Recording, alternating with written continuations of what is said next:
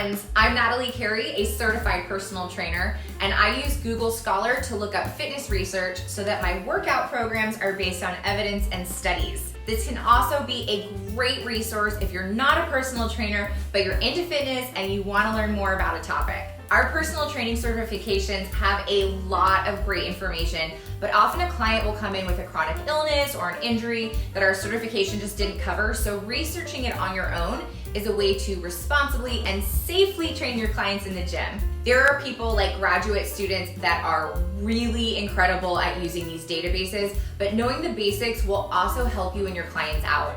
Search for Google Scholar, which searches all research databases.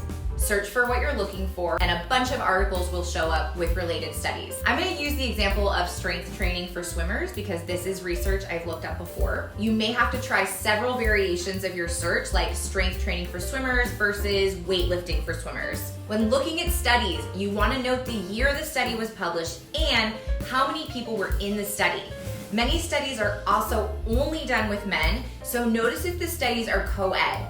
This is important because if you're trying to find out if strength training is beneficial to all swimmers, for instance, but the studies that you find only have 10 people in them and they were all men in their 30s, this might not be enough evidence. Something to note is that some research journals require a paid subscription to view the articles, while others are free to everyone.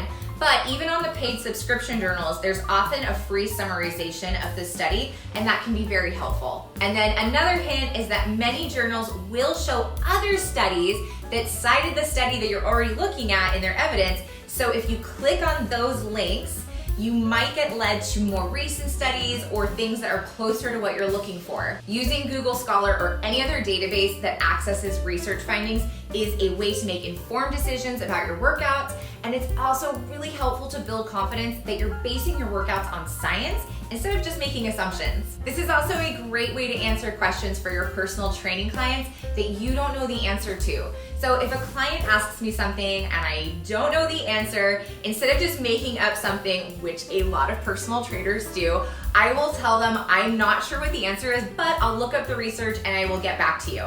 Another thing that I love about Google Scholar is that if a colleague presents a fitness concept that you disagree with, you can research this for yourself and you can either find evidence that changes your mind, totally okay by the way, or it reassures you that your knowledge is correct. It's also very helpful for when clients are interested in using supplements and products. For example, you can type in the products that they're looking for weight loss. If there's no research on the product that they're interested in, it's a good bet that the supplement is not legitimate and you can save your clients money. Google Scholar helps you be an evidence-backed resource for your personal training clients without having to be an expert on everything. If this video was helpful, please give it a like and subscribe to my channel. I'm Natalie Carey, and thank you for being excellent to yourself today.